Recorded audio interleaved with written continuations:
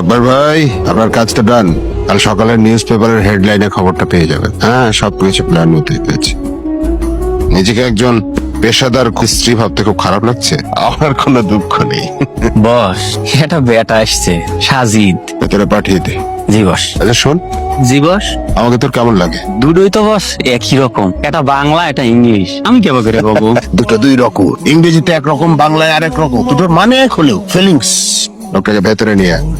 আপনাকে ফোনে যেভাবে যেভাবে চলার পরামর্শ দিয়েছিলাম সেভাবে চলছেন তো? জি। তার মানে আপনাদের স্বামী স্ত্রীর যৌথ ব্যবসা আপনি একাই চালান, তাই তার খুব বেশি অফিসে যাওয়ার দরকার হয় না। সইটি করার দরকার হলেও আপনি সব বাসায় নিয়ে আসেন। পার্শিয়ালি রাইট, কিন্তু উইকে 2 থেকে 3 দিন অফিসে আসে। গুড। আপনার এই সিদ্ধান্তের কারণ? দেখুন নিজাম সাহেব, শুনেছি আপনি খুব প্রফেশনালি নিজের কাজটা করেন, এর বিনিময়ে একটা পেমেন্ট নেন। Here is your advance.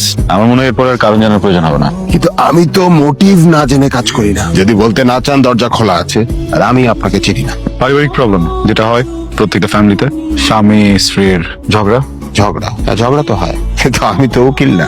আমি যে বাড়িটাতে থাকি, যে অফিসে জব করি, আমার ব্যাংক অ্যাকাউন্টসে ক্যাশ, লিকুইড ক্যাশ সবকিছু তোমার নামে। বেসিক্যালি আমি আমার শ্বশুর অফিসে জব করতাম। উনি হঠাৎ করে দিন এসে বলে আমি যেন ওনার মেয়েকে বিয়ে করি। শুরু তো আমি একদম রাজি ছিলাম না, কিন্তু চাকরিটা পাওয়া থেকে শুরু করে আরো অনেক বিষয়ে আমি তার কাছে ঋণী ছিলাম, না করতে পারিনি। আমি ভেবেছিলাম বিয়ের পরে হয়তো আমার বিবাহিত জীবন বাকি 10টা বিবাহিত জীবন মতোই স্বাভাবিক হবে, সুন্দর পরিপাটি।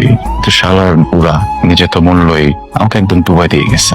বিয়ের 7 দিন পরে তোমার আসল রূপ দেখানো শুরু করলো। মর্নিং, ব্যাংক থেকে মেল আসবে, কিছু ক্যাশ ট্রান্সফার করতে হবে, পাসওয়ার্ডটা দিয়ে দিও।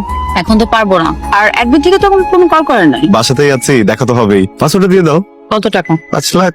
এত টাকা বায়ারকে দিবা নাকি তোমার ফ্যামিলি কে পাঠাবা? তোমার আমি ফ্যামিলিকে টাকা আমার স্যালারি থেকে পাঠাই, এটা অন্য কাজের। স্যালারি 14 গোষ্ঠী ঘাড়ের উপর বসে বসে খাচ্ছা।